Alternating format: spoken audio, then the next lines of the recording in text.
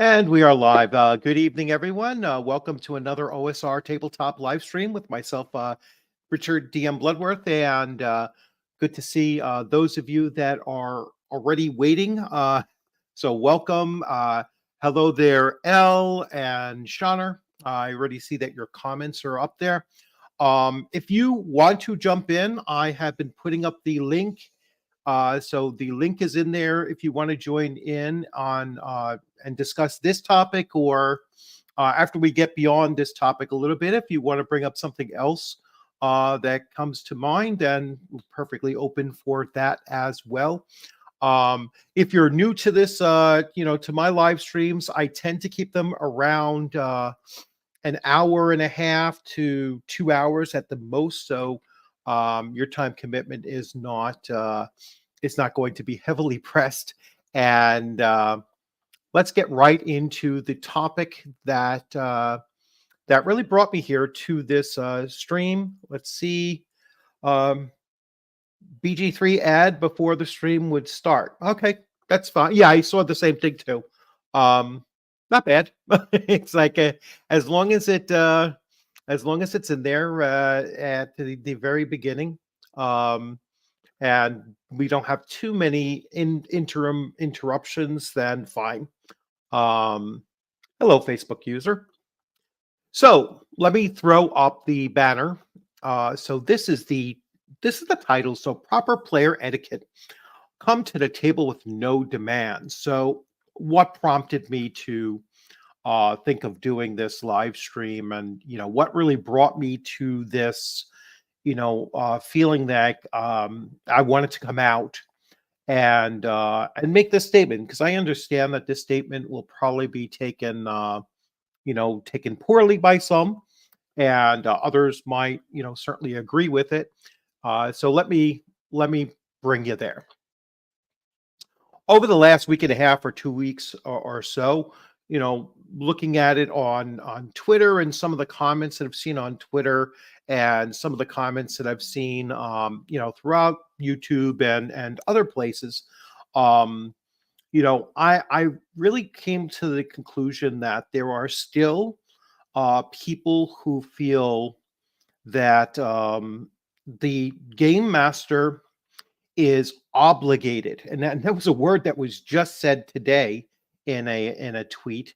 The game master is obligated to cater to the demands of the players coming to their table, and I'm not even going to uh, differentiate between if it's someone who first time comes to the table, at a like a convention or something like that, or someone that has been at your table for quite some time. Like in my case, I have players that have been with me for well over 2 years, through two separate D&D campaigns.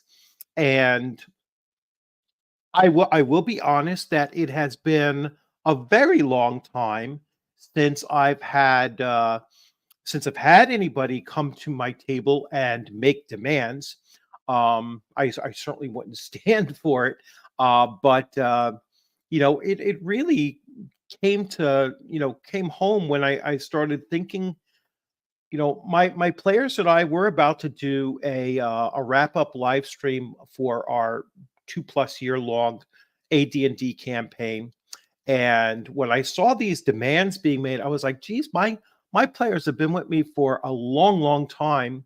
And not once did any of them, and there were as many as, 10 at one point, not once did any of them ever lay a demand. It was always in the form of a request. It was usually as a sidebar kind of request done, like after the game session. Hey, I'd like, for us to maybe, do this in line with my character and such, but never a demand. And I've seen some of the most ridiculous demands over these last 2 weeks that, it's really been shocking. So that's what really prompted me to, come out here and do this live stream. And I wanted to just, see what anyone else is thinking about this particular topic. What demands have been made at your tables, and and so forth. So let me just take a real quick look at who is in chat and see. Hello, Vincent. Good to have you here, and thank you. I'm glad that you're enjoying the show. So the new rule zero, yeah, I saw that too. I saw that there was like a new rule zero where it's almost like um, everybody has to have fun, and basically it strips the dungeon master, or well, in this case, it's D&D. It strips the dungeon master of being able to make rulings, or to make any kind of a decision. It's almost like it's a consensus that must be achieved, and it has to be unanimous before anything can be done at the table. And that's just absolutely like so counter to what we're looking to do at the table, that I can only see it driving even more people away from wanting to run games. It really is, I think, detrimental to the hobby to allow for these players to come to a table and make such demands, or come out and say, these are your obligations as a game master. It's just bizarre to me. It really is. um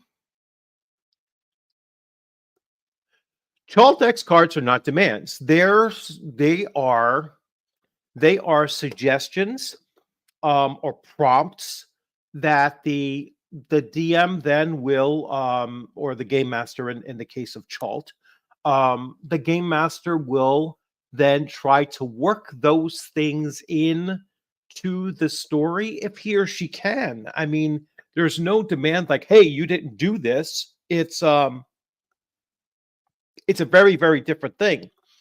Unlike actual X cards, where if you've ever read the Monty Cook Consenting Gaming and read that piece of garbage, you would see that those are in fact demands. Demands not only on the game master, but those are demands on the entire table. The entire table must come to a halt and skip over whatever content is being done just because someone flashed an X card. And there is no obligation on the part of the person flashing that X card to explain why there was an issue, what the issue was, what needs to be skipped over. You're just supposed to guess. All right. And then if it happens a second time, everyone at the table, especially the game master, has to apologize for it. And it's literally right there in print. That it's a demand to apologize, that they were unaware of this mystery trigger, and just totally ridiculous mindset. If that doesn't convince you never to buy anything from Monty Cook Games, that should be the thing that really does convince you that it's a garbage company, because they don't know what the hell they're talking about. They don't know what they're doing. And they don't know what they're doing to the hobby. Let's see. They have no authority to establish a new rule zero. Yeah, I mean, they will simply, Wizards of the Coast is simply going to be ignored. And it's almost like what you see going on with Disney, where they just keep on pushing through with their nonsense, and um, there's no amount of loss that is too much for them to keep on pushing this agenda forward. So I really do think that um, D&D 24, whatever the fuck they're calling it, um, I have very little doubt that this thing is not going to be an utter failure. Um, they're giving people every incentive not to buy it. They're essentially saying, you don't even need this. You could still keep on running your 5e, and because they don't want to actually come out and say, but if you don't buy this, it's not going to work.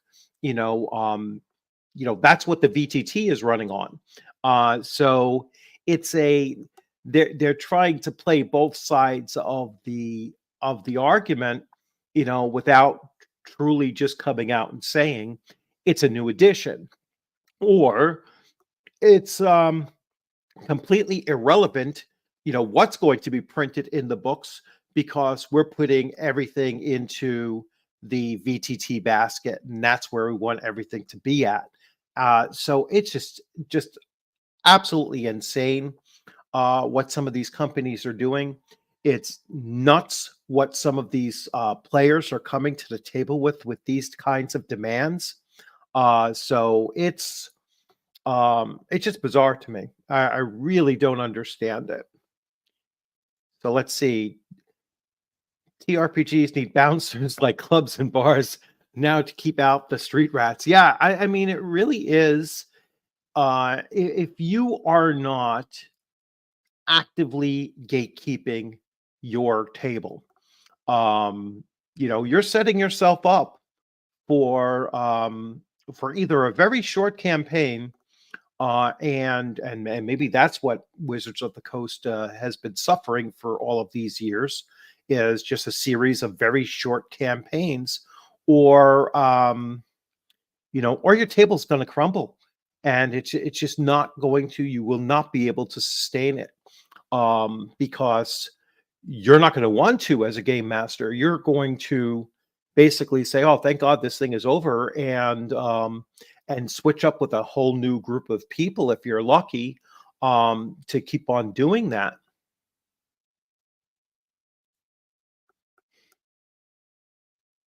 Fucking boss, yeah, actual fucking boss, yeah, exactly.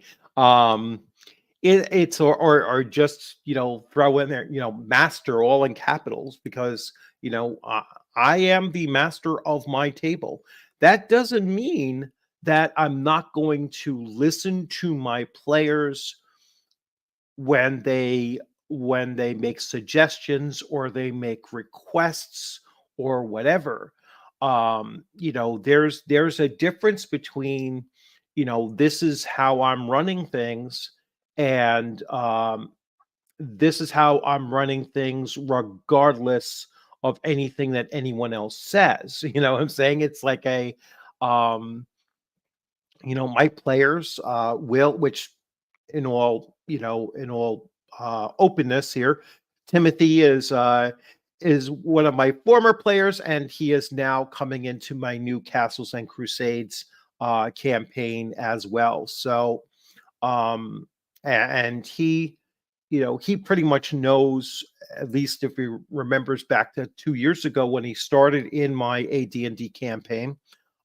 He kind of knows how I run things, and I try to be, very open with my players, upfront with my players. I know Shauner had made a mention early on about the social contract, and that's very, very important, to have this kind of an understanding with the players when they first arrive to your table. And if there is any kind of a safety tool that I do use, it's not safety to keep the players safe from my table, because my table is not dangerous in any way. It's for my table to be safe, and once my players are seated, for them to be safe from the tyranny of one. They won't have to worry about a player coming into the table and disrupting it with any kind of outside nonsense. Um, we're there to play the game as I am running it, and the game as the rest of the players are enjoying it. And, that's basically what the social contract is that, I don't guarantee that you're going to be happy every single moment. Um, it's not always going to be fun, especially if you start getting those long streaks of bad die rolls. But it will certainly be entertaining. Let's put it that way. Might not be fun, but it certainly will be interesting and entertaining along the way because we always laugh about our failures after the fact. Um, so here, let's jump into some more comments here.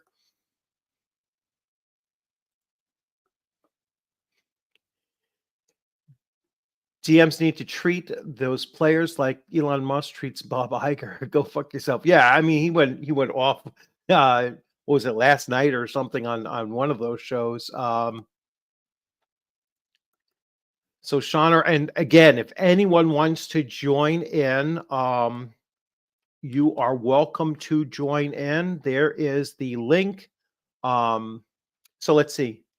Games don't start unless players agree to session rules. Yeah, I mean, and that's the key. It's like once, I will invite players. So I'm starting a new campaign and I threw it out there. I have 3 brand new players coming into my game. And it's a there was no point that they even came in and said, "Hey, this is what I'm hoping we're doing." It was always, well, what are we planning on doing? It was just a totally demand free kind of interaction right from the get go.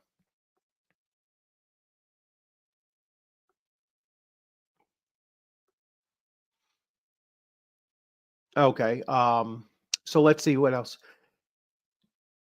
Hey Griffith, how's it going? I enjoyed your interview the other day on D&D and some other channels. I know you've been making your rounds there. I've seen some craziness too.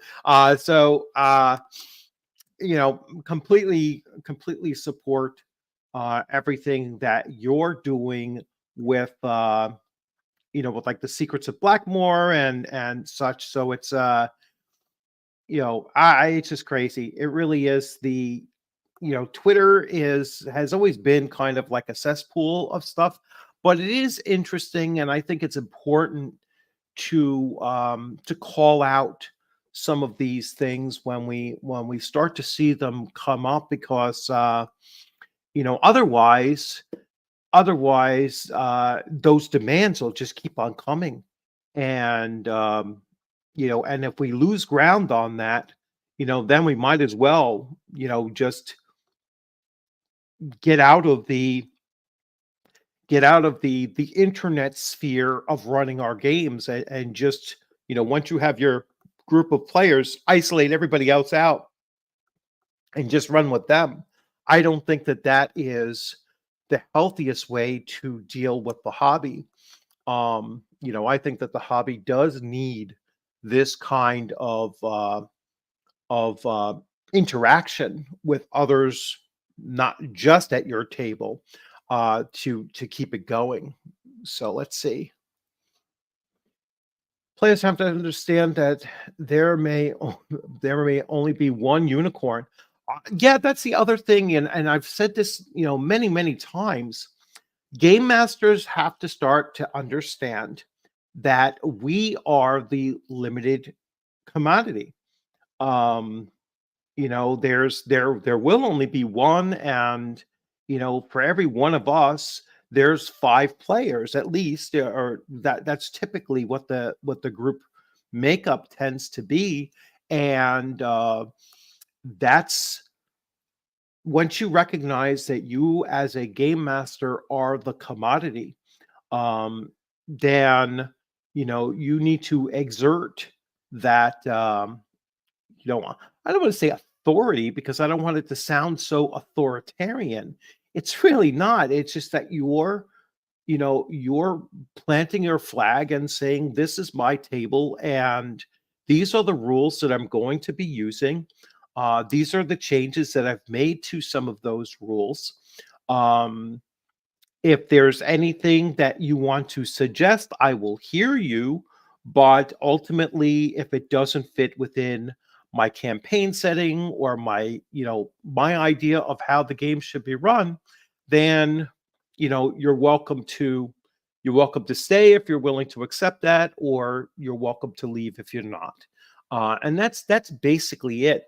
I've never had a problem attracting plenty of players to my table and keeping them there for a long time.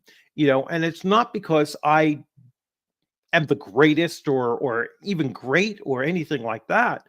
It's just I've been very, very consistent, and that's what I think is important, is to be, to stand your ground and to be consistent with what you're doing. That way, they have that reasonable expectation of how a game session is going to run with you.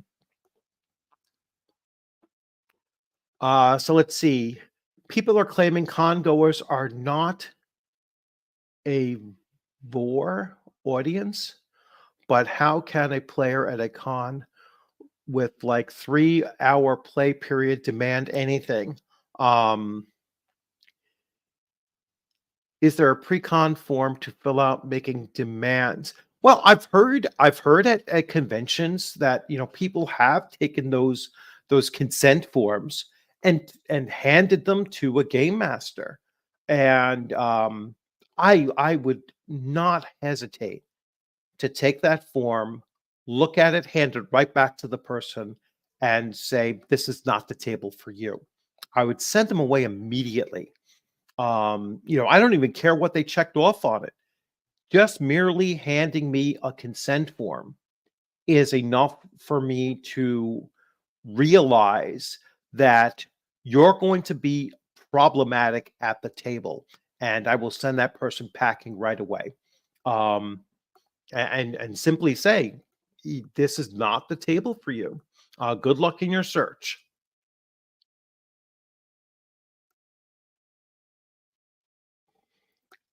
What is SOB? Did I miss something? I'm not sure what that is, Shauna.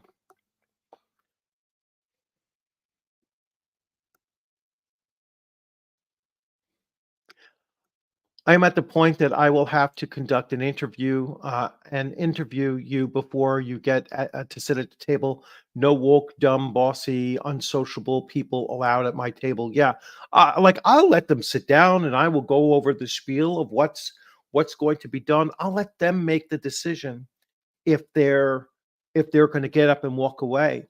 Um, and unless they present me with a consent form, um I will give them a chance. I'll let them start and begin through, but as soon as they start creating any kind of an issue, it's like, "Oh, you got to go." I'm not going to stand for it.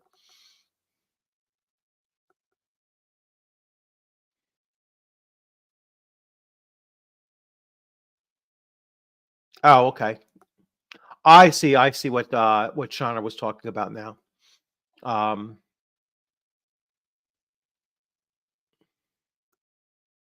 do you interview yourself? Yeah, in the mirror. In the mirror, you have to check yourself, make sure you're ready to go.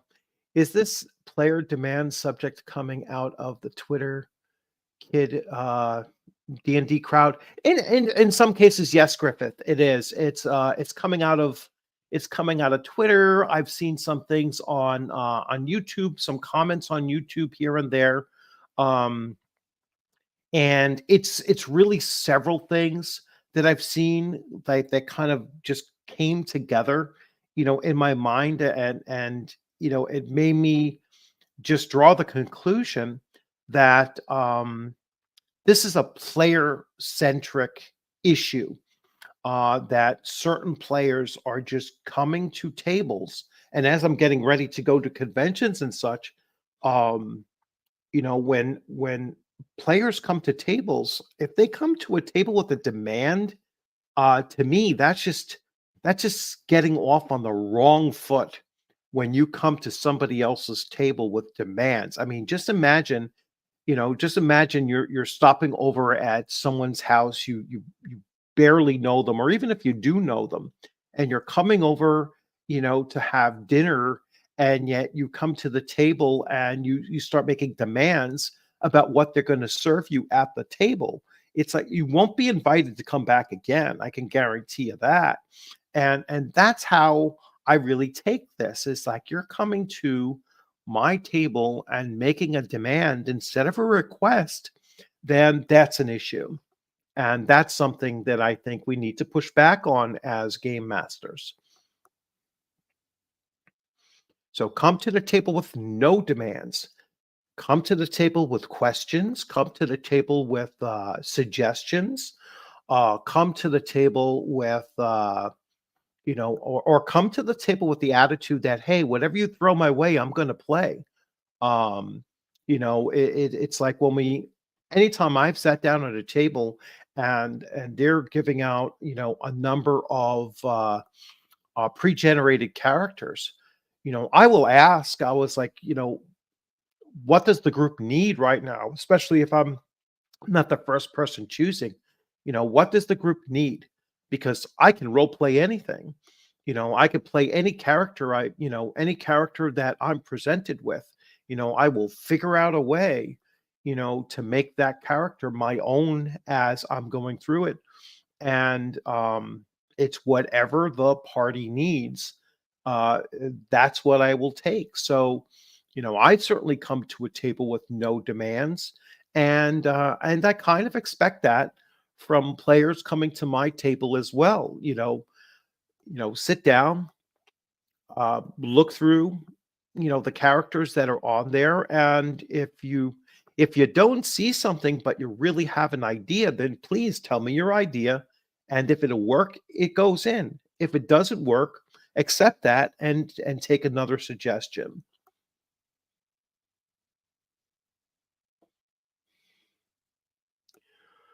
Let's see. Hey, Cal, how's it going? Core audience, yes. Uh, 4 live streams at once. I'm making the rounds. Well, good to see you, Cal. And yeah, I know I had this conversation with somebody the other day as well, and they were like, "Oh, you know, there's always like an 8 o'clock live stream or whatever," and um, that's booked every night. There's no way to avoid it. So uh, feel free to stay as long as you wish.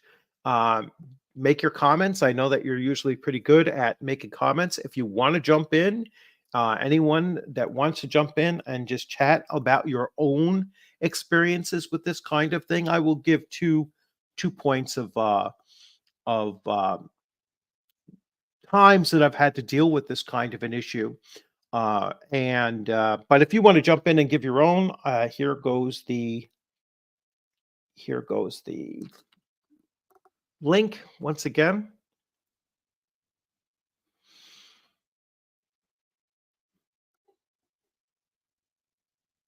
Right, your mileage for tax purposes. Yeah. Uh used to be 22 cents a mile. Yeah, yeah, I picked that up too. Secrets of Blockmore. No, Blackmore. It was like I was like, I hope you're not accusing Griffith of blocking people. So let's see. A CNC game handed out Monte Cook consent forms at their last virtual debutcon. Really? I would. That's just insane. It really is for you to, as the game master, to set yourself up to have someone who just came to your table, especially at a virtual con too. That's just I would never ever do it. And like I said, that Monty Cook consent form and the packet that came along with it is just a nightmare. If I broke that down, I did like an hour long video, almost line by line, breaking apart that thing, and literally just picking it to shreds, with all of its fallacies and all of its unintended consequences that will just turn your table into a place that, no one can enjoy themselves at all. It's just going to end the table. You're just going to have to shut it down, and if it's in a convention setting, it's even worse. Um, yeah, you might as well just pack it up and wait for the next session if those kinds of things occur. If you followed those consent forms and followed that consenting gaming guide.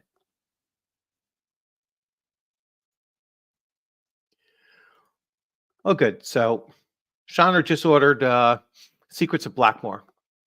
Absolutely. Well, it was so stunning to watch that and to just, you know, just to see how the game came about and to see how it worked into there. Absolutely phenomenal. Um, it's been a while since I've watched it. I've watched it like two or at least twice, maybe even parts of it 3 times, and it's been a little while since I've watched it. I gotta pop that back in and watch that again. Um, so let's see. So we're putting segments here on YouTube on the channel, The Informal Game. Yes, which I've also back, so make sure that you follow, Griffiths, sorry, um, channel.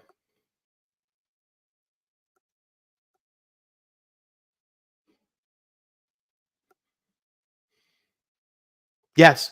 Yeah, that's the thing. It's like everyone must have fun. It's not like you're trying to make your game so that it's fun for everyone. It's saying that your table must be fun for everyone. And and the connotation is that that's constant. That's like nonstop. And it's just an impossible thing to achieve. Like I said, when you're dealing with rolling dice, um, there's going to be times when you're not having fun.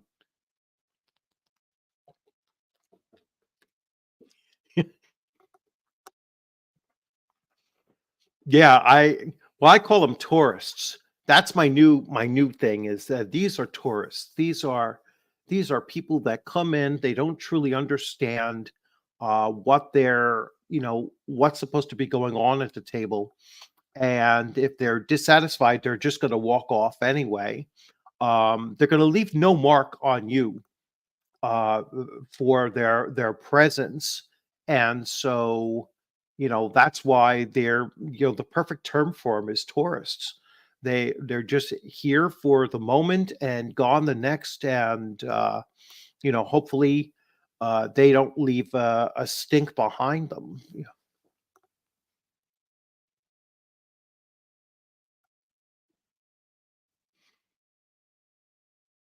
I know. Shona has a thing that's like he won't let people follow his channel if they don't have videos of their own, which is hilarious. I actually love that. So it's a funny thing because it really is. I mean, I can see his point there, when he says like I'm not gonna really get into a big debate with somebody who doesn't have a real stake in what we're talking about.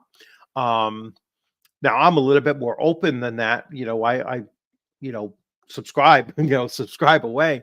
But for the most part, I could see where he's kind of coming from when it's like I'm not going to spend an inordinate amount of time uh going over these kinds of things with people if they're coming with a total lack of understanding of what the hobby is all about. And I'm not talking about people who are brand new to the hobby and they're genuinely curious about it. We're talking about people that are coming in and they're just poking at it and looking to see how much they can get away, with it. They're just trolling it rather than looking to genuinely participate in the hobby.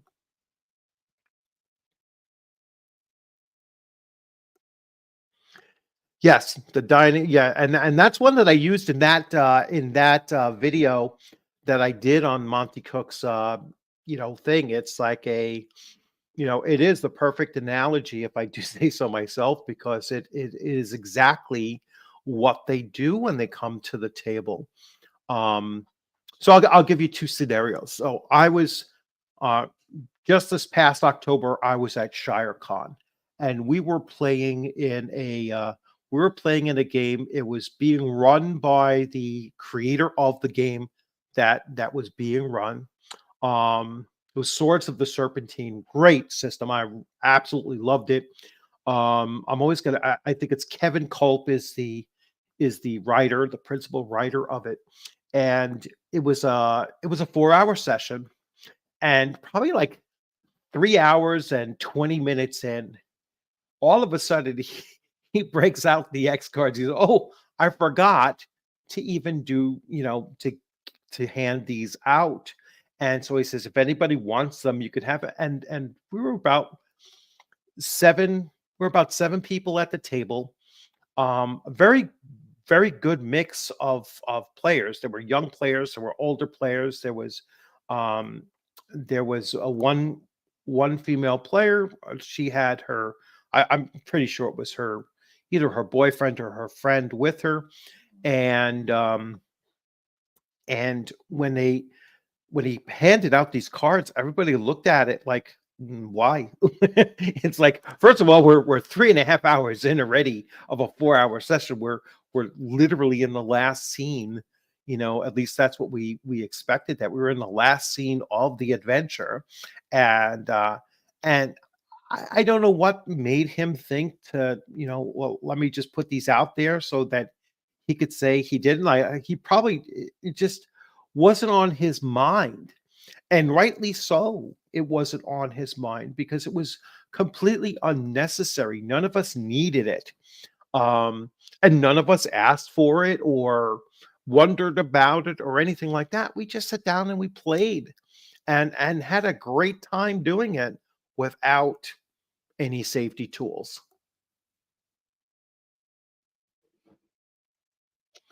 So let's see. Older people are saying, "Oh yeah," so we got that already. New players need to have. All right. Oh, let me get caught up here. I really don't understand why people are so entitled these days. I try to be respectful and considerate at any table I play at. Yeah, I mean it's my way of approaching it. When I sit at the table, if I'm like one of the last people sitting at the table, I will always ask, "What do you need me to run? What kind of character does the party need?" And I'm perfectly okay with that. I'm perfectly okay with playing a support character, because for me, it's a challenge to just pick up a player character and to just start role playing it, and to create something around that character to make it my own, and to, again, like, try my best to actually role play that character out as I think that that character should be acting and reacting in the given situation. So it's a I think it really is important, Rational Ginger, that we encourage players, to come to the table and to sit down and just play.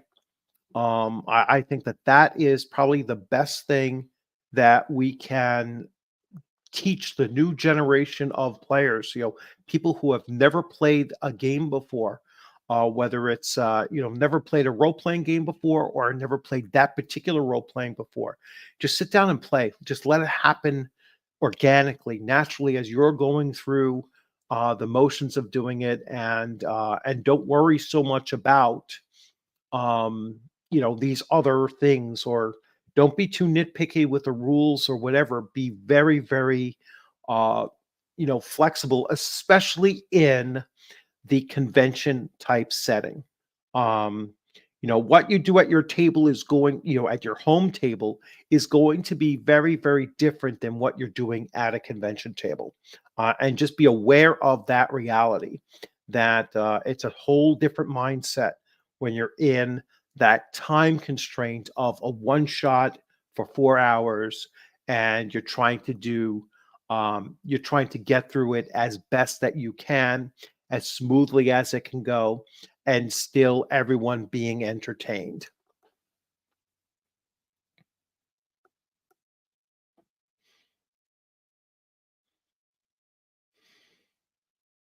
Yeah. Yeah. Yeah, or when they complain about, smelling it from, like, a neighbor's yard. "I smell cooking meat, from 2 houses down." I'm offended.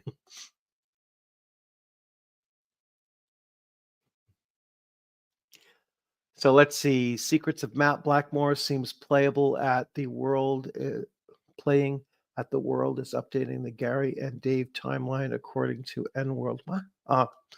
Um, I'll wait for you to fix that. Speaking of Blackmore, seems playing at the world is updating the Gary and Dave timeline. What's playing at the world? I don't know what that is. Sorry.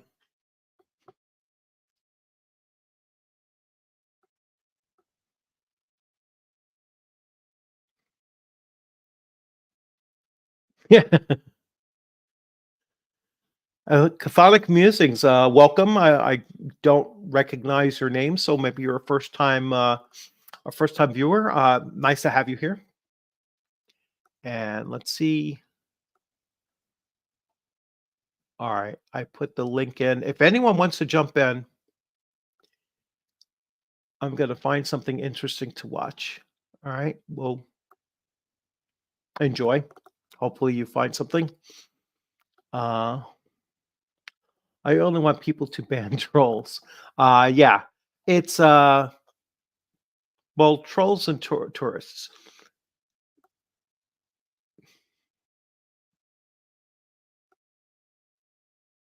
Nothing is safe until my table is safe.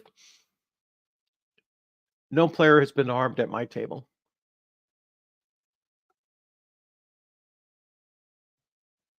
Okay. All right. Let me try to zip through and see if there's anything. I told Pundit pre-stream. He told me to ask about it during stream. Check his channel posts and replies. All right. I missed something. Sorry about that. I'm going to try to get caught up and see. I'm almost caught up. All right. I think I'm caught up. So Game Masters Playing at the World, I think is the full name. Is that a particular video that I'll look for, or oh, it's a history thing. All right, so Playing at the World is a history thing, like a history of gaming, right? Playing at the World is another history thing, like Slaying the Dragon and Secrets of Blackmore. Thank you. All right, now I know what it is.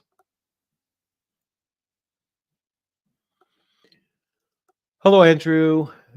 Just getting here. I'm guessing what the overall gist is here, and I agree. Yeah, it's like I said. I got this idea from seeing several different streams coming together, right? So I saw I saw one thing on Twitter where people were arguing over playing evil characters. I just saw one today where they're saying, and I know that we're tongue in cheek, but there's plenty of people that think about this. They were like, well, if you're doing combat XP, if you're granting XP from combat, people will start slaughtering NPCs in the streets for little packets of 5 XP here and there and such.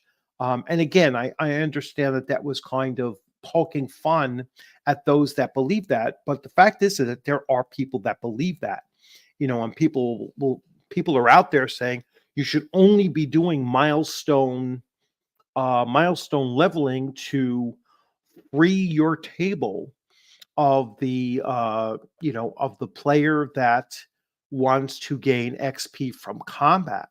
And then people chimed in with oh yeah, we've had plenty of like PvP issues because that's the most XP that they could gain is by attacking each other. I don't know where this takes place, or even if it does, right? Because to me, it really sounded like a straw man argument. I don't think that PvP at the table, like that spontaneous PvP, just, oh, I can gain a whole bunch of experience by backstabbing and killing the cleric in the party. Um, that's that's not going to have a very good outcome at the table for the player characters or even the player. Might very well get them kicked off.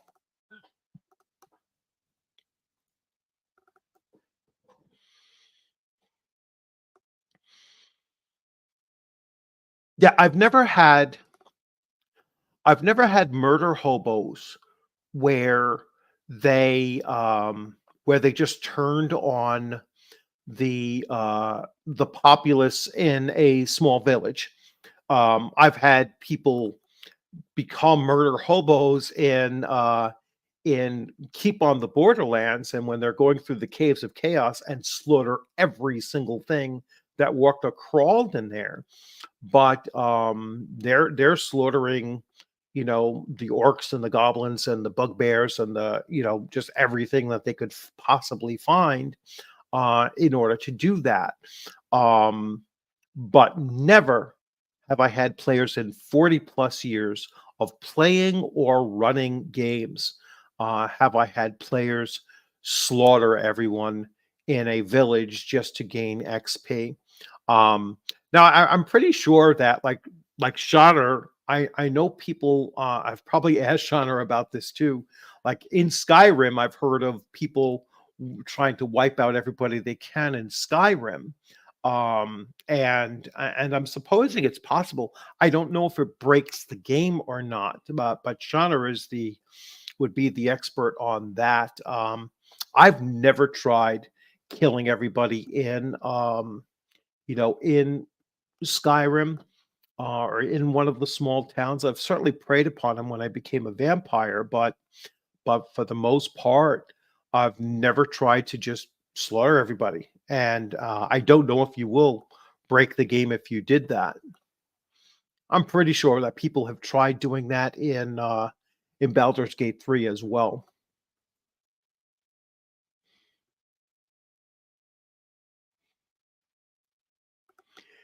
XP for GP prevents PvP. Um, well, I don't think it prevents it. It just means that the rest of the party's going to turn on you when you do it.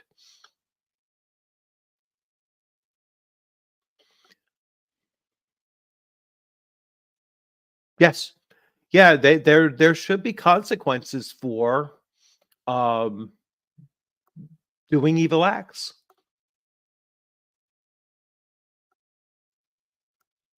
Unless you're in an evil campaign, and even then, evil campaigns don't last very long. I've played in them, and your characters usually get hunted down and killed. So like Skyrim is an yeah, but that's not how they come to the table. They come to the table with a video game mentality. Um, that's what and that's something that Wizards of the Coast is pushing is that video game mentality. They want it to be a video game.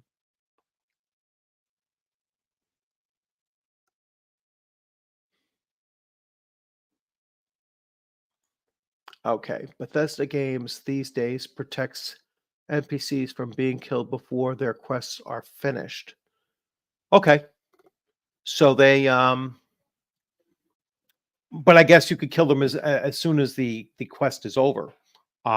So yeah, because I would assume that yes, you're probably breaking the game if they don't have them respawn.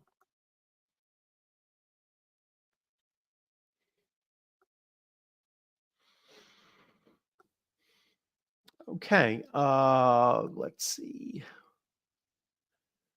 So getting back, so proper player etiquette, come to the table with no demands. Uh, that's the problem. Video games like Skyrim players trying to play tabletop role playing games. Yes, it's true that they're um, sometimes they do come with that mentality. I've seen I've even seen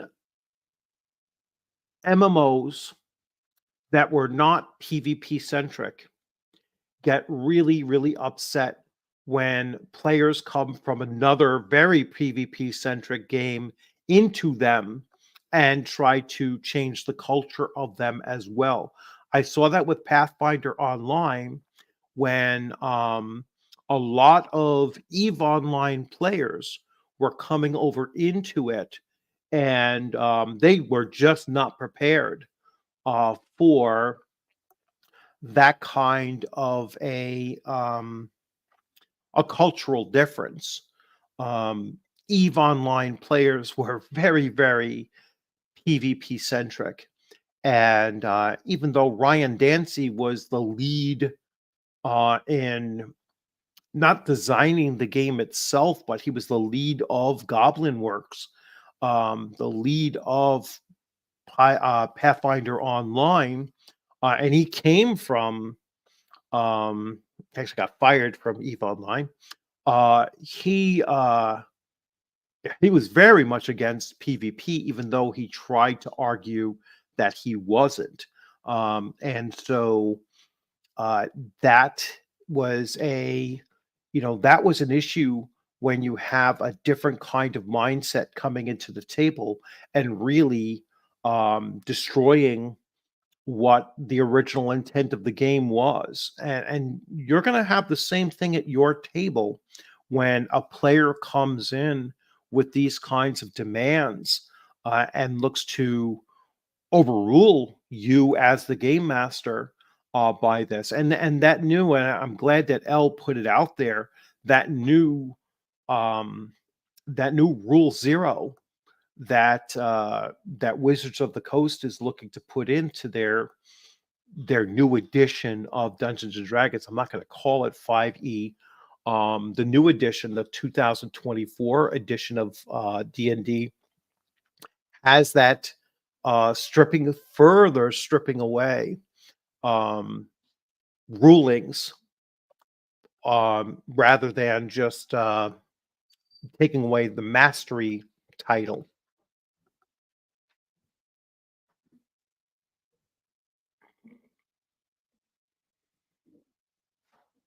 Yes.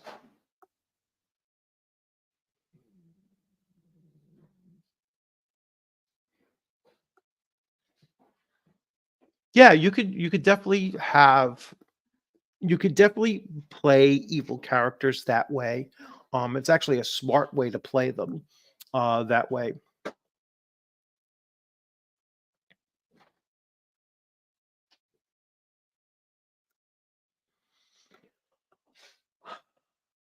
In some cases, Griffith, they are, but in other cases, they're people that aren't even truly playing any game. They're true tourists. They're coming from the outside, and they're again just trolling the conversations with their nonsense. They don't actually play, and if you push them at it, like they'll eventually admit, hey, that first guy that came out with with the orcs are racist thing. I mean, ultimately, after about 2 days or so, he actually came out and said, "I don't even play D&D." And it was like, well, then what the hell was this about for 2 days? So so yeah, that takes place. In some cases, they are people that are with WotC products, but in others, they're just totally outside of the hobby itself.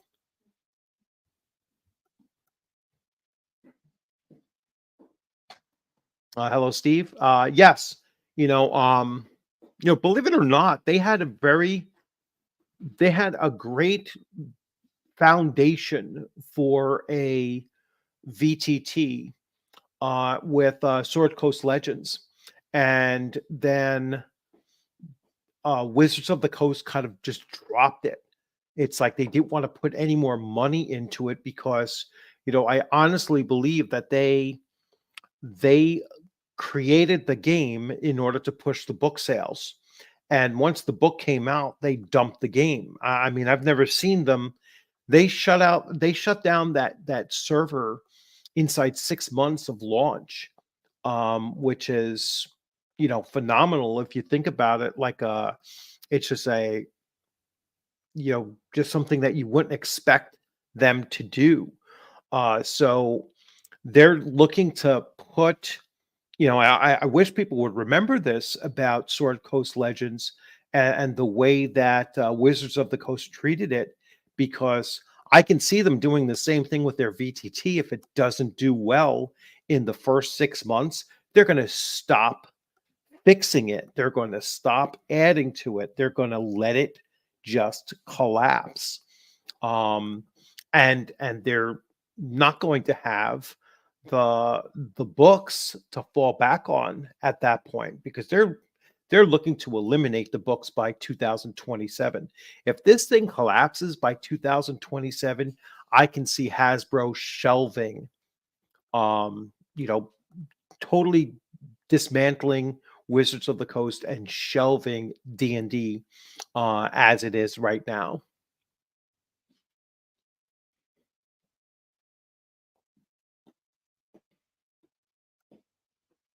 Okay.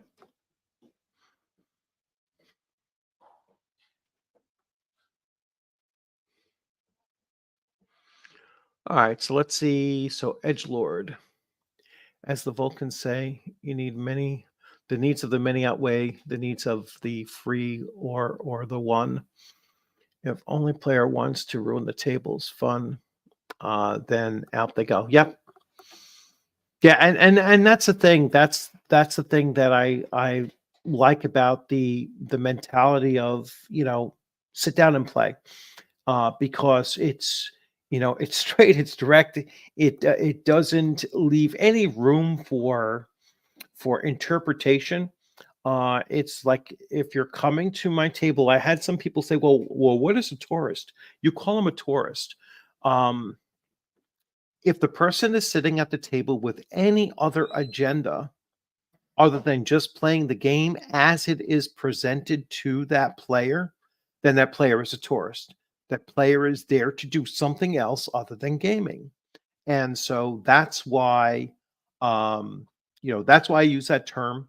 I know some of them really do hate that. It drives them nuts when you call them a tourist, because they feel like um, you're dismissing their attitude, or sometimes even their existence or whatever. And it's like, yes, I have no problem with that. If that's how you want to take that, if that's how you want to feel, then go right ahead. I'm not going to back off from the idea that you're not here at this table to play the game as it's presented, then you are a tourist.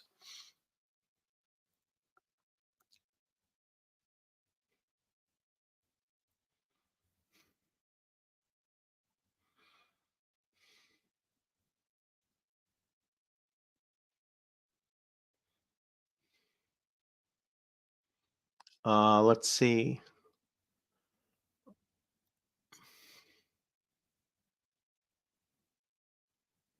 Yeah, Path Role Finder. Um, yeah, I know, and a lot of people are jumping from 5e to Pathfinder Second Edition, and from what I understand, because I've never read Second Edition Pathfinder, um, I had Pathfinder 1, and there was just something about it that I just didn't like. Um, it didn't feel like I was playing a tabletop role playing game. It felt more like I was playing the combat card game with it. There was just something about it. I didn't like it. I'm not a big fan of 5e either. I don't think that it's very much like playing a video game for me. And Mathfinder.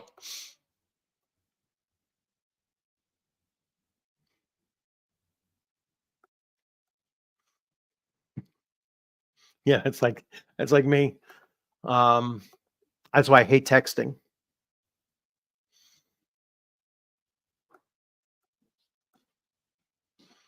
Yeah, it's Griffith, but they can certainly shelve D&D, especially if they continue not making a certain amount of money off of it. No, Magic is their meal ticket, but they will certainly shelve um, tabletop D&D, especially if the VTT fails. Actually, I just saw a video today where they were talking about they're letting third party go into the DMs Guild and post stuff up on I'm sorry, on D&D Beyond. So they're allowing third party in there because they realize that they won't be able to keep up with the demand for new materials.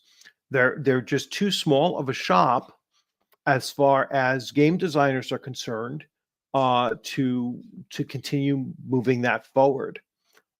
Without those ideas and those adventures and such, um, they're going to fall apart, because they don't have that kind of talent on their staff.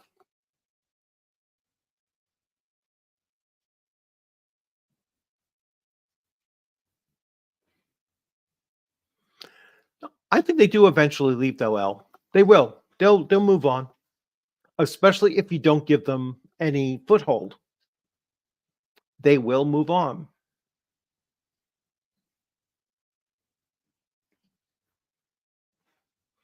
I mean, they tried to break into Japanese anime and they got laughed right out.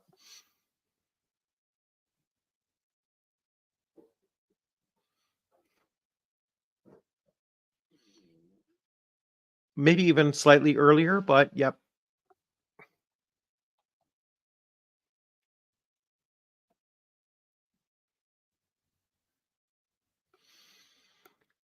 Wizards has no interest in maintaining D&D as it is. The profit margins on book sales isn't what Hasbro brass wants. And yes, 5e is a tabletop simulation of a video game experience. Yes, it is. And all of that is true. And they've said it too. They've actually said it. They've said that it's a business model that makes no sense to them. And they want people paying a monthly subscription to play Dungeons and Dragons. And if you're not paying at the highest tier, then you're not even going to have a live DM. They want an AI DM. It's why they're not opposed to AI anything. They'll say, "Oh, we're against this" or whatever, but they've been allowing it in over and over again. So they do not want to they don't want to put any amount of quality out there because they know that quality costs. You will see the first AI modules being written by Wizards of the Coast, if they haven't done so already.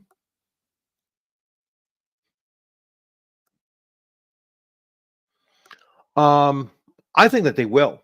I think that by 2027, if the VTT does not take off, they will shelve 5e. Um, they will shelve the books. I think that this is, and it remains to be seen.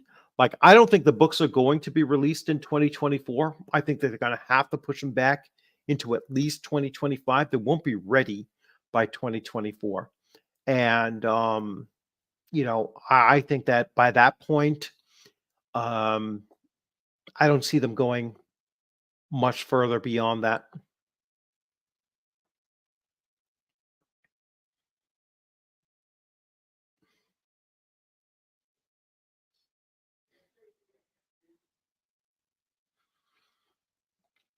All right, so it's only making them $3 million a quarter. So they invested 150 million. It's going to take them over 2 years, 10 years. I'm sorry, over 10 years at that rate to break even. Um, and they have put the um, the self-imposed deadline of 2027 to have 50 million users. That means 50 million subscribers on D&D Beyond. They're not hitting that number. There's no way they're hitting that number.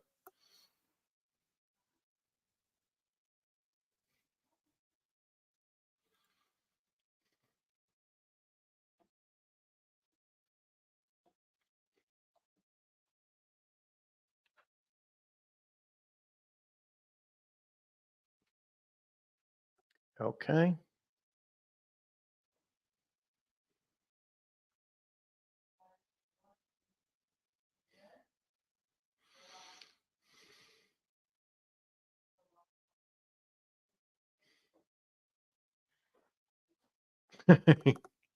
We're gonna have old school wars. BX is essentially the same game for what I hear. Yeah, they're all connected to each other. I mean, it's whatever your preference is, whether it's homes or if it's Moldvay or if it's Menser, if you're going to go with, I mean, the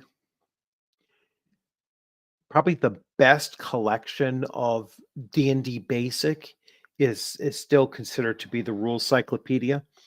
Um, I just think that it's a little bit too dense in rules and such because they take them all and they put them into one thing. I get that, but I really like the first two books of Beckme. So just the basic and the expert and everything else beyond that is really unnecessary. Just my opinion.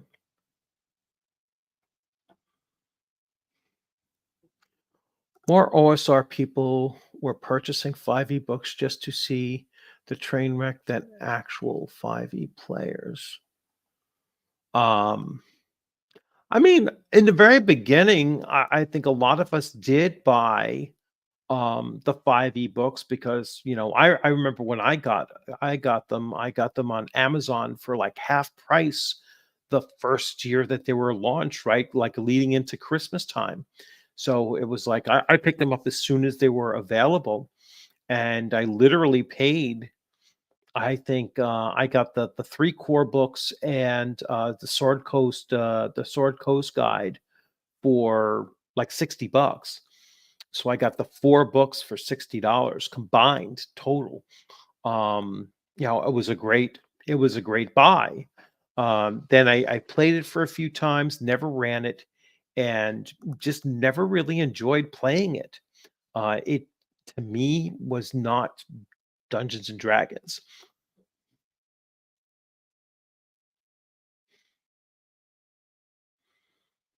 Yeah, I have Blueholme Edge Lord, and I mean it's great if you can't get your hands on the original, and it's great to have something that's fairly cheap and it's a complete game in one book, which I love. And yeah, if you can get your hands on Blue Home, it's great. You could still get just the book if you're not trying to get the box set of Holmes edition. You can get the book, the rule books for it for under $40. As long as you stay away from the box, no need to Google Holmes, Moldvay, Menser, RC, and 1ER on the Internet Archive, free PDFs. Yes, but I prefer to have the books too, L, even though I do have the PDFs as well from the archives, but I prefer to have the books.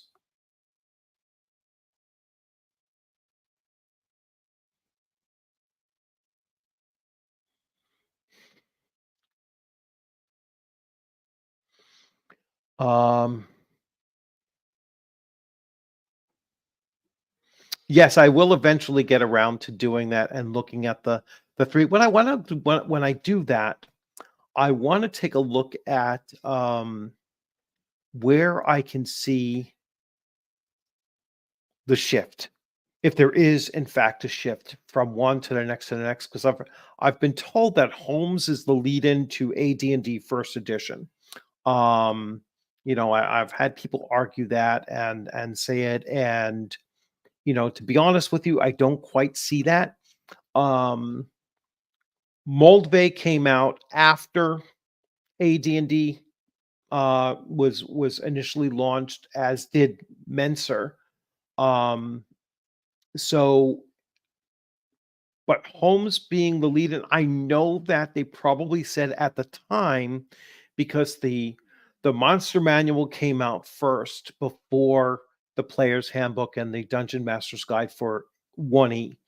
So I'm fairly certain that they said, for now, use the Holmes edition and then integrate the Monster Manual from AD&D First Edition while they were waiting for the couple of months or so, whatever it was going to be at the time, for the Player's Handbook to come out. Then at that point, I'm sure that they probably said, all right, you can abandon Holmes edition and go straight into AD&D. That's exactly what my player group did, right? We shifted, once all three core rule books were out for AD&D. My group shifted to AD&D. That's when we stopped playing. Um, that's when we stopped playing D&D, or old OD&D.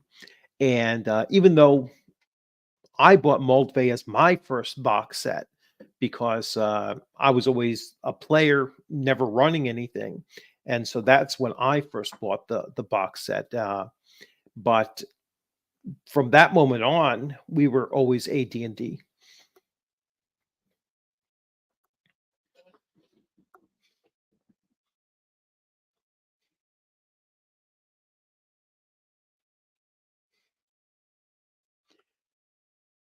I only use it for I personally only use it for showing, like doing the displays, like when I'm doing a review. But I always have the hard copy before I'll use a PDF. Um, there isn't a game that I run that's strictly off PDF. Even when I've purchased them and the hard covers, or the physical copies haven't come yet, I still don't use the PDFs. Like I'm waiting for the physical copies of Shadow Dark before, even though I've had the PDFs for 6 months or so. Um, I just won't run it until I have the physical copies in my hand.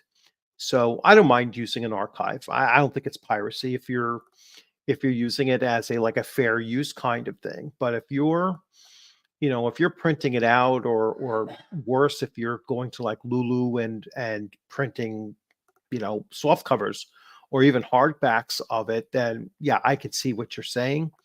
But for the most part, if you're just downloading it to use it as a presentation, then that's fine. That's fair use.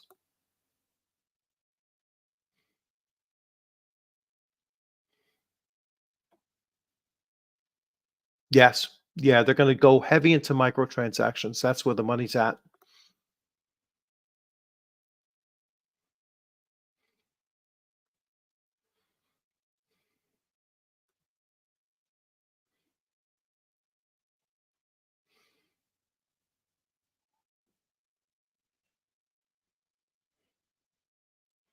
Okay, let's see.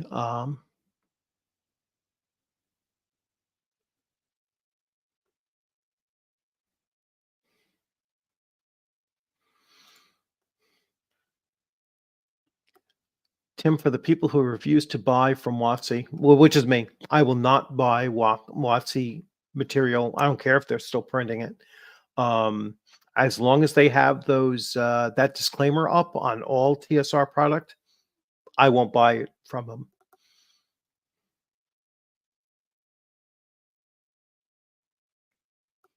Of course they are, Tim. Of course they are. Otherwise, they wouldn't provide them at all. They have to be making money.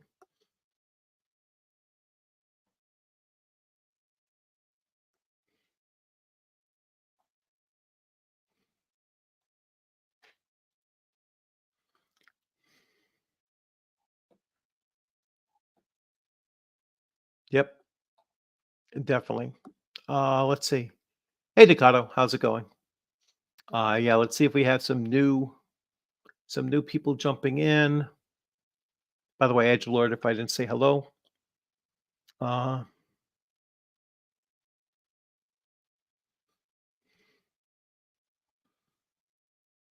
yeah, that's pretty much what they do, Edge Lord, is the new clones, they are just vastly improved in layout and such.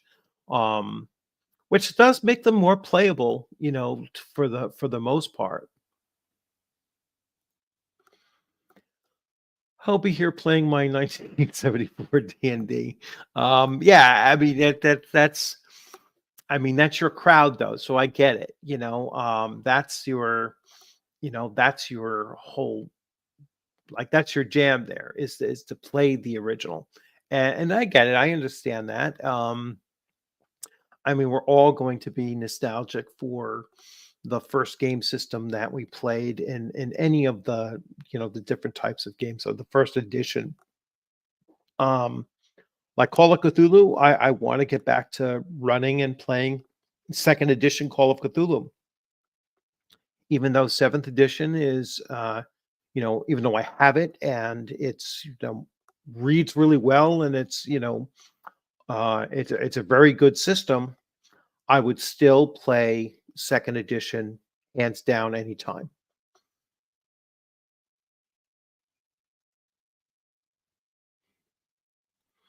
Yes, it is. Just like I said,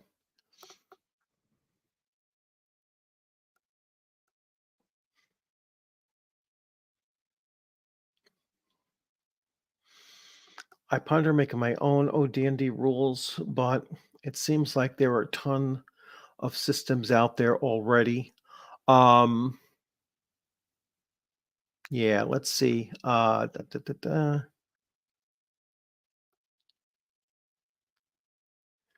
Yes, I did. I got the big box set.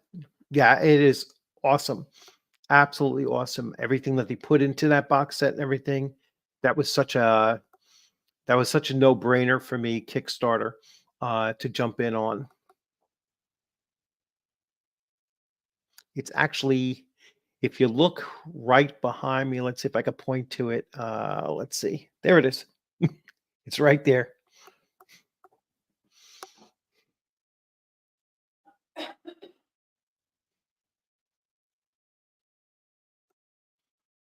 Yep. And I agree. That's why, like, Castles and Crusades is my new go-to for fantasy role-playing games.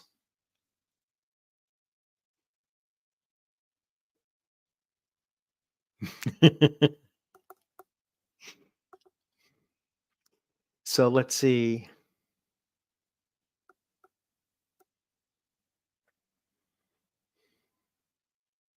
Yeah, yeah, oh, definitely. Actually, I spend more time talking about other systems. It's kind of rare. It comes up in my live streams, yes, but it's kind of rare for me to talk about Wizards of the Coast on my channel itself. It's more. Um, I'm more into Castles and Crusades and just about anything else that comes across my thing. Like tomorrow, um, this finally came in. So this was a Kickstarter I backed, God, how many years ago? Um, and so I'm going to get into taking a look at this, and it just finally came. This was like one of my longest awaited Kickstarters out there. It's probably about 2 years late, but it finally made its way, and I'll take a look at it. Now, unfortunately, its creator, its primary writer of it, has since kind of like lost his marbles online, on social media. So, but if the game stands up and it's still a pretty strong game. Again, I haven't read it or run it since all I had was the PDF for it. So now that I do have the physical, now I'll start taking a look at it, closer look at it.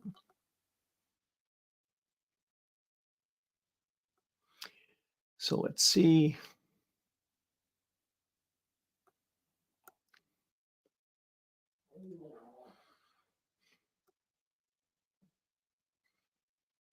Yeah, and I know that was there was another comment, when Shauner says, "I have the games I need," and I had a recent stream where we brought up the whole issue of is the OSR just a bunch of collectors, or do we actually run the games? And I've had several people come in and say it's both, and I've had others say that no, they just collect the stuff and they put it on their shelves and everything, and they don't actually run things. And I pretty much try to run virtually everything that I have. Although it takes a long, long time to get around to doing that. But when I'm the convention I'm going to in April, I'm running 5 different game systems when I go there. And that's something that I encourage people to do as often as they possibly can, is run a variety of games and play in a variety of games when you go to conventions.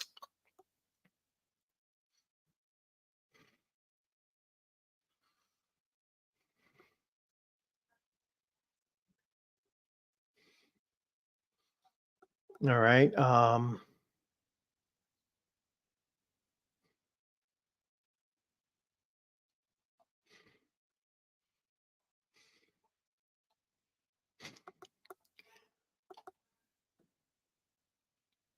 All right. So let's see. So getting back, proper player etiquette. Come to the table with no demands. All right. So getting back on that topic again, it's I've here's another recent thing I've seen online is people saying, well, my players won't play anything else. My players will only play 5e. I have to run 5e. They refuse to play anything else. You need new players. That's the bottom line. Go up to the table and just say, "This is what I'm going to be running," and give it a try. If not, then we're not having a game session. We're not going to have a game session this week, and next week, guess what? I'm running this again. All right, you all decide if you want to give it a try or not. But I would not just keep on coming back with the same game over and over again unless that's what I want to run. And unless my players are still looking to play that one thing, but they'll be the ones that'll usually say, "Hey, let's try something else." That's the best case scenario. But if you have players that are refusing to play whatever you bring to the table, you need more players or you need different players.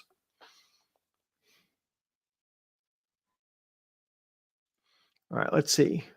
You guys talk about tourists, but there are brand conscious Adidas Taco Bell gamers who only play five. Yes, that's true. They are, and that's just the point I was making. That there were some who will not play anything else but. And um, the best way to break that, I think, is to keep on going to these conventions and running different things. Let them actually see other things out there. Like I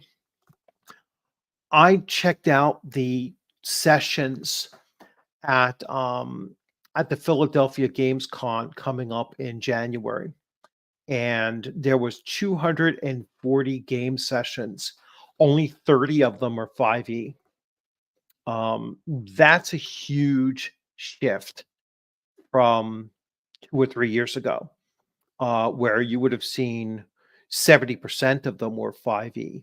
5e was actually surpassed by all other editions of D&D combined. So once you combined up um, OD&D 1974, which Frank Menser is running, and then you looked at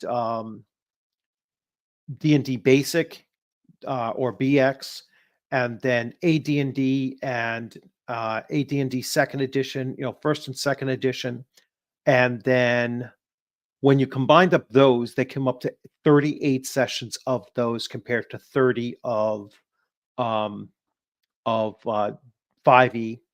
And then I added to that about 3 sessions of Castles and Crusades, and, whatever sessions of OSR, which I believe there was like 2 or 3 sessions of OSE, being run as well. And they combined up to being well over 40 game sessions at that point, once I included those in, along with um Pathfinder 1. Now, Pathfinder 2, I consider to be essentially 5e, but there wasn't a lot of Pathfinder there, combined up anyway. Um, but even if I did combine them and add those, it would have pushed it to around 50 or so. So, 5e was definitely much, much lower representation that it used to have at a big convention because they're running 240 game sessions. That's a big convention. And when I compared it to what I saw at Rising Phoenix last year and what I'm anticipating it to be this upcoming year, which is kind of like a moderate sized um, convention. I expect to still see that trend go the same way. And at ShireCon, there was only 2 game sessions out of 40 something that was 5e. And those happened to get canceled, but there was only 2 sessions out of all of them that game was being run there. Everything else was old school and indie.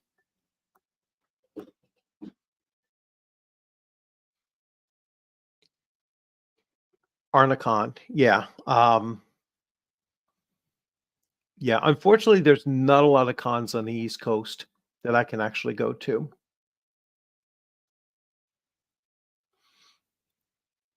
Yeah, we're gonna start doing that in my group too, Shauna. One of my players is gonna actually start running a mix of Traveler First Edition with Mega Traveler kind of combined. So really looking forward to doing that, playing in that.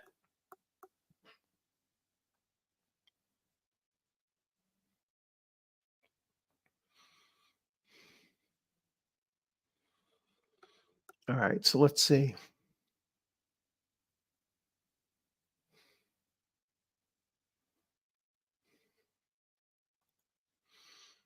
I ran a 7-year 5e campaign.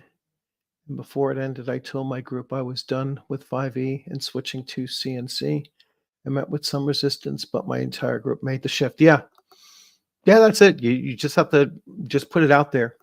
They will make the choice. We're either going to stay with the DM that we've had, or we're going to start DMing ourselves.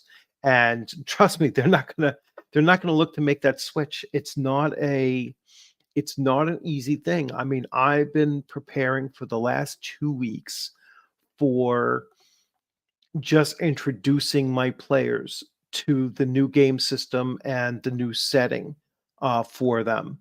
And it's literally going in there and you know, creating dozens of NPCs for them to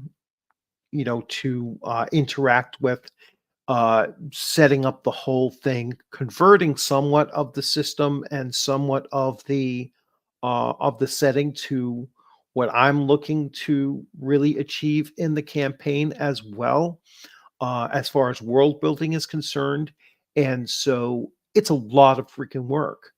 And fortunately, it's something I enjoy doing. But if it wasn't, you know, you can imagine why people with particularly with 5e have trouble finding game masters because who wants to deal with that kind of a thing and at the same time you're having players make demands.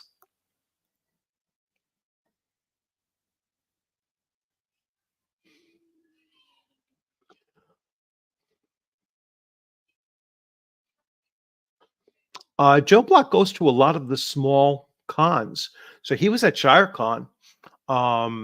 He does go to a lot of those small conventions.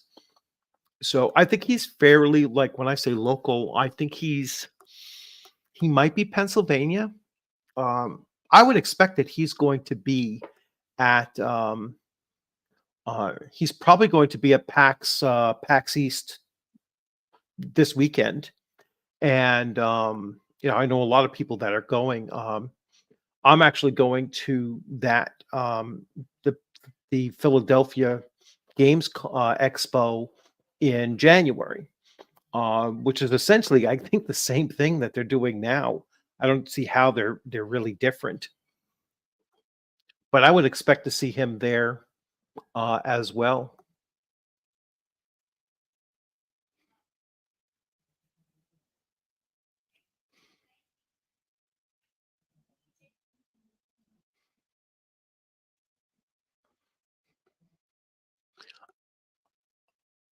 I haven't seen I haven't seen any real class in Castles and Crusades that is a broken class.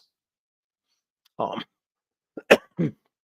I think that they do them all, you know, pretty darn well. Um, Now, I'm not saying like every class that you find in like the player options book, and it's slipping my mind what the adventurer's backpack.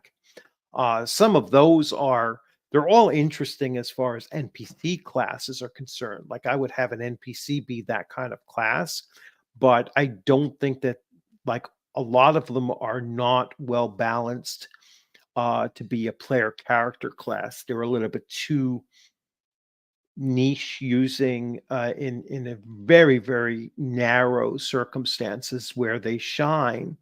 But for you know, going straight out of the player's handbook, they're all very well done.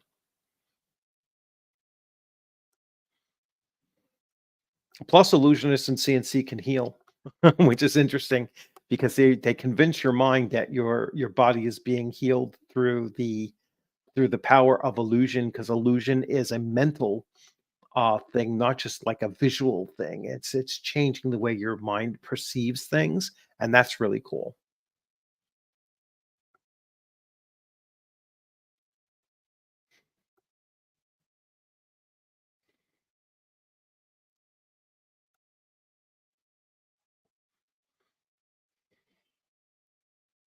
Okay.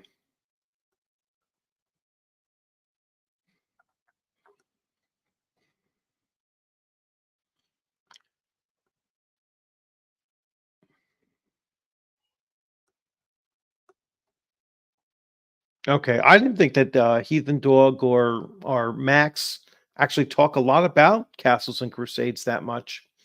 Um,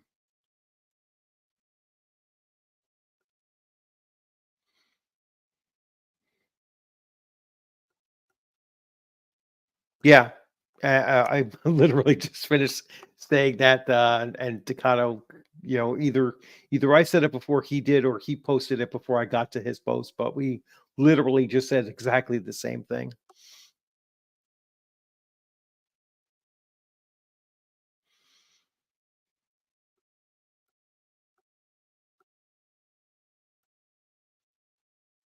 Yeah, yeah,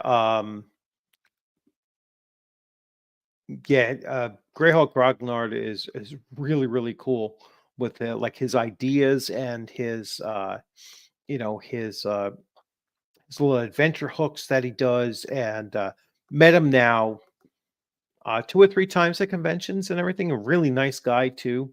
I just bought his Castle of the Mad Archmage. So looking to use that in my Castles and Crusades campaign.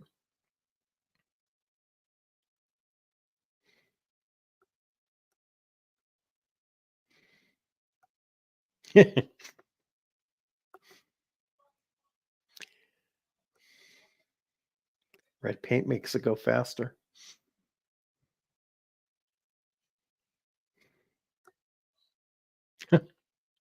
I don't know. I don't. Um, I think he does role play. I've seen him do his Star Trek thing. Um, but he's running those games. But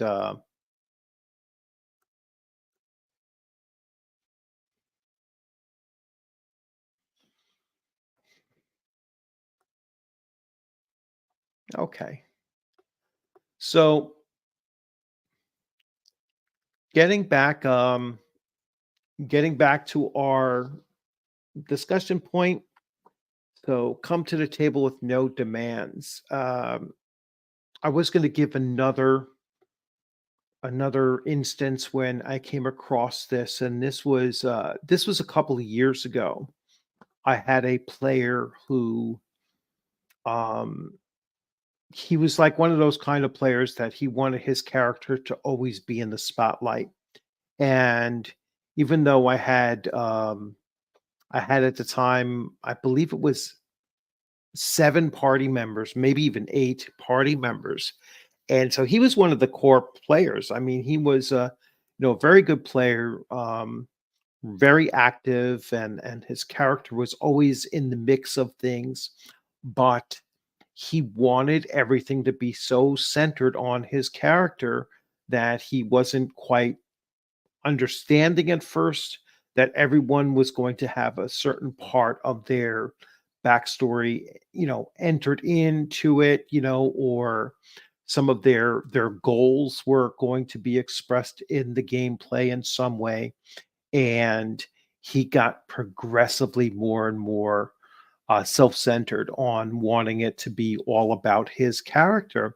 And then when he got pushed back from everyone at the table, he went totally, broke down, total, like, bawling, crying, that it was, he didn't feel like he was being heard and welcomed, and you know, everybody. He said maybe I should just leave the game, and then when he told me that he was leaving the game, I guess it was because I didn't say, "Oh no, please don't leave," kind of, response to it. That's when, he departed. And when I tried to even build his character's disappearance into the adventure, none of the other player characters, none of the players actually wanted to pursue even looking for his character. They were like, "Nah, we're not going to do that. We're just going to go out to breakfast, and then we're going to go continuing our adventures," as if he, had never been there. It was like a total disappearance. It was almost like, you know, um, maybe Takato will have a similar thing. It's like when someone didn't make it through one of the phases of basic training in the army, and you would wake up at 4 o'clock in the morning, and you would see their bunk was completely stripped down, and no one was allowed to mention that person's name. Thereafter, it was like poof, just gone, and they were either recycled or just put out because they didn't make it. And that's almost like the feeling that I had when I, came up with that adventure for them to seek and look to try to discover. It was like, no, nobody was interested at all, and his name never came up again. So it was pretty funny thing. But again, yeah, the spotlight hog is especially difficult. Exactly. Um, especially like, yeah, he was a good role player. Like, he understood his character. His character was very, um, like, very dynamic. Certainly, like, he wasn't shy about running his character. You didn't have to worry about him not saying what his character was doing at any given time. But it was just too focused, too spotlight cog. Exactly.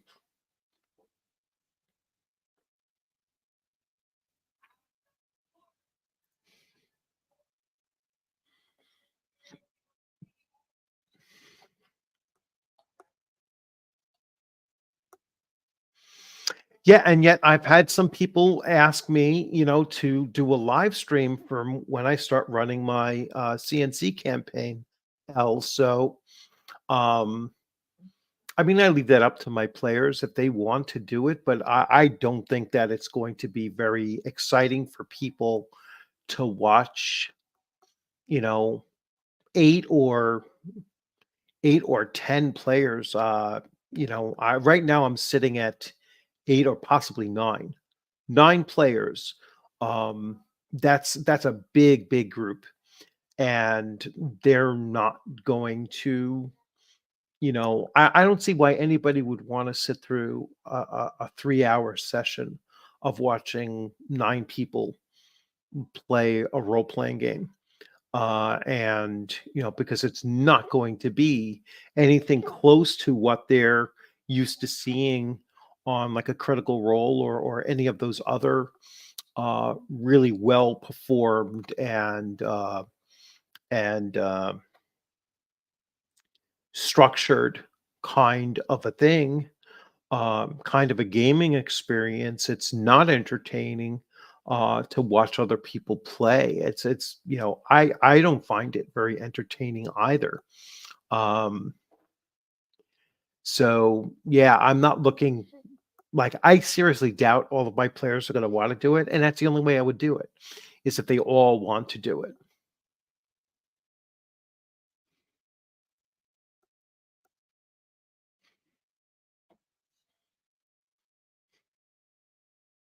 Yeah, and forgotten just as quickly. Yeah, l- like I said, we weren't allowed to mention their names. It was like I forget someone did mention, what happened to oh God, I'm not gonna remember his name. Um we had 2 that disappeared. We actually had a total of 10 removed from, but most of them were just recycled. They were sent down, back down to a lower stage of the next basic training cycle to restart again. Um, but there was one who was removed, I think, because he got caught with contraband. He was either smoking or he might have even been smoking pot during basic, and he disappeared. And his last name was Pipes, so I'll never forget it. And so we were like, "Hey, what happened to Pipes?" And boom, we were all punished. It was like so there was a couple of people that I think were just put out, completely put out. Um, oh gosh, I can't remember the other guy's name. They put him out. I know he wasn't recycled. There was no recycling him. Um, I'm just not remembering his name. I'll have to bust out my yearbook and take a look.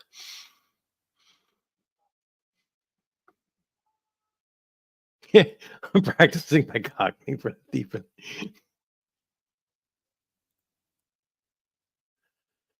Drop your H's. Okay. I guess it's for Cockney. Uh, yeah, I don't. We didn't have anybody quit. But like I said, we definitely lost 10 people during our cycle of basic training.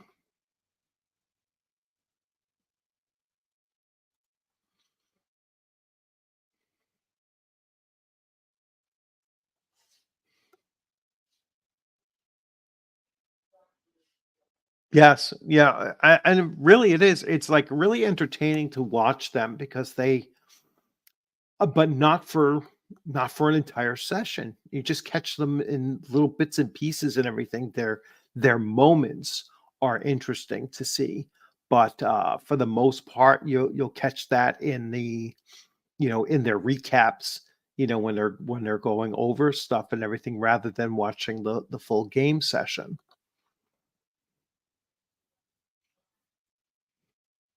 Yeah, I found that I had more, well, because I was doing recaps. So I was just coming on, and once in a while my players would join in, like we're gonna do on next Tuesday night, the 5th. We're doing a like a wrap-up party. We're wrapping up our AD&D first edition campaign, and my players are going to come in and they're going to just talk about their experience during that campaign. They took their characters from first to roughly 11th was the highest level character. They ran through an entire campaign that had a very common thread running through it. So like a story that ran through it with plenty of side issues and such. They had some side quests and everything, and then they did have some loose ends that they would like to go back and finish up. but I think it was time to, move on at that point because they were hitting that, name title, title named levels. And to be honest, I was like in the mood to move on to something a little different and then to revisit that from time to time. Since almost all of my players are returning from that, for my Castles and Crusades campaign. So it'll be very easy for us to just revisit the other group and the other group of player characters and pick it up for like one shots going forward.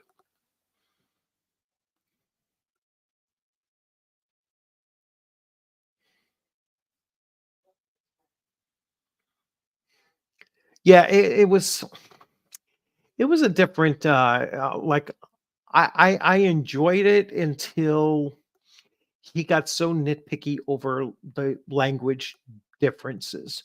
Um, and even afterwards, I mean, I disagreed with him and basically he kicked me from the group. So I was like, okay, whatever. You don't understand, um the difference between saying, when I say I am going to the door, that is not future tense. That's not I'm going to the door in 10 minutes. I'm going to the door right now. And he wanted to teleport, to the door. So I go to, I've gone to the door, or I go to the door without there being any kind of passage from where I'm standing now to actually getting to the door. Um, and that's why I said I am going to the door, and he didn't quite understand the linguistic difference from his head to what I was saying. And I even started having to put in, um, you know, I immediately, I am going to the door right now, or I am going to the door immediately, just so he would get the idea that I meant in the moment, like right now, that is what I'm doing. He kept on saying that's future tense every time I used going as a verb. He was like, that's future tense.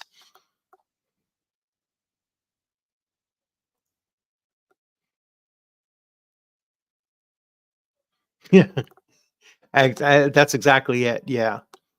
So it was a better experience in the moment. And then, and the other two players were great. And it slowly like devolved. I think in certain moments, some of us were confused as to where we were at. Because that's he would teleport us, or he would skip over that movement from one location to another. And so it just wasn't a great experience. So again, there you have like almost the inverse of what I was talking about here, right?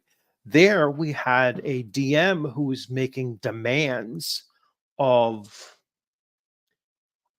language to be used, not just in a performance sense where you talk about where your character is at and what your character is doing, but he was hyper sensitive about you know um, your precise wording, to the extent that you you couldn't leave any room for him to interpret that you were doing something immediately. It was weird.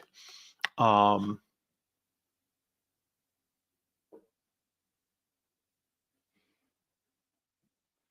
yeah, and the other thing that really messed me up with that backrooms kind of gameplay is that you're playing yourself, and so you're playing yourself, but in a third person, and it's a weird kind of like conceptually, it's a really tough thing to work around as well. At least for me, it was kind of hard to put myself into a character when my character is me, and I'm talking like as if it's me and not a character. It's not really role playing. It was kind of weird. Um, but that's more of a game issue, game design issue than it is a delivery issue. But he definitely had trouble with delivery.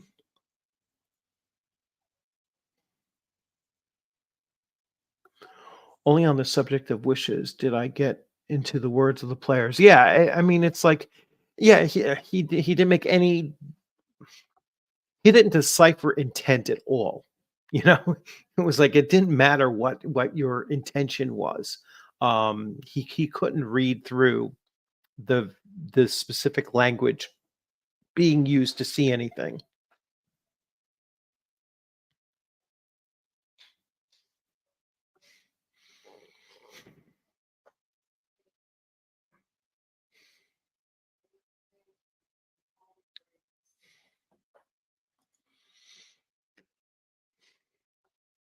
Yeah, it was because he kept on correcting. He kept on correcting, and it was the first time I played with him, so I wasn't like the other two players. They didn't have the same issue because I guess after playing with him a few times, they just avoided certain words with him. But yeah, it was tough. Um, Fun to play with those guys, but it was just tough to wrap my head around um what he was really looking for. I felt like I had to keep on adding um no, I'm doing this right now. Now, this is what my character is doing.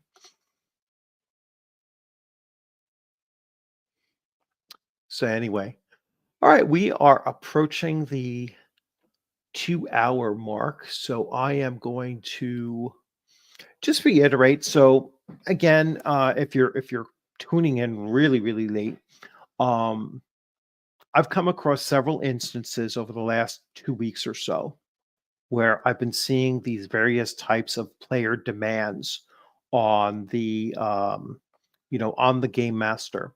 And, this notion that I've seen now where it's like um, it is a requirement of the game master to ensure player fun, and there's no, and as like I said, as L pointed out, the new rewording of session of Rule Zero for game masters as it came out of Wizards of the Coast for their newest edition of Dungeons and Dragons was it strips even further from the dungeon master's ability to even make rulings to the point that it's like, well, unless your ruling guarantees that all of the players are having fun, then you should not make that ruling.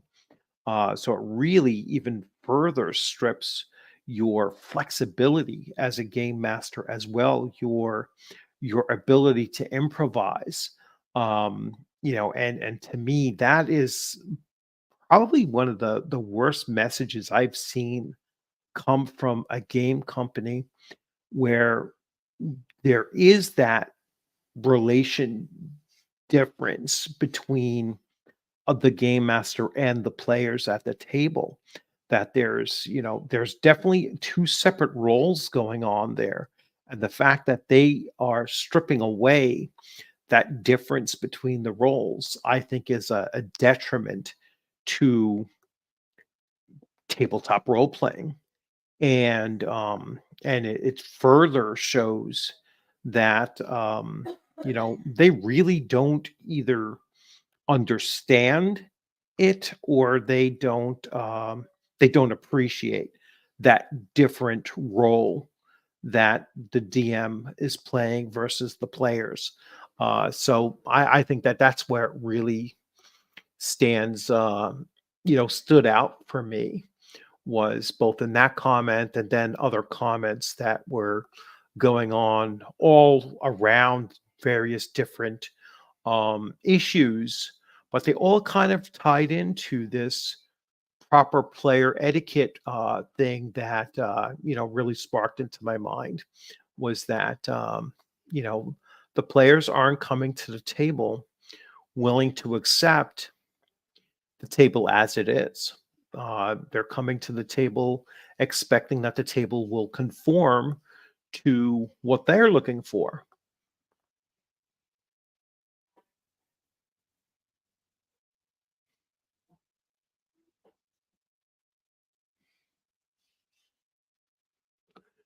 So let's see. Not the fault of their horses are gone whenever they leave them somewhere.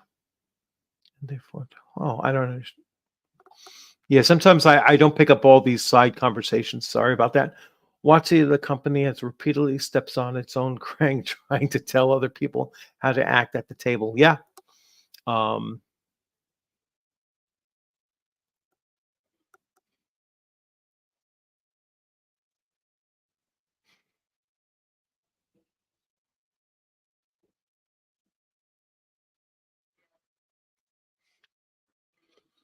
yeah.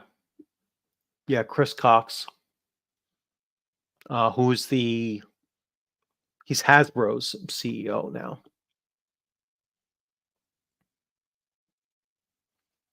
Okay, I'm gonna wrap it up here, guys. Thanks for everyone for dropping in. We're like I said, we're coming up on the 2 hour mark, so I like to try to keep these pretty close and tight. And then I'm sure that there's probably 4 other live streams that many of us can pop over to and take a look at and see what's going on over there as well. So, as always, thanks for everyone dropping in. Enjoyed your comments and such. And, once this thing goes to the channel, you can start putting in any questions or comments that you want to make even after the fact. So, you'll have a good night and see you over the weekend. Take care.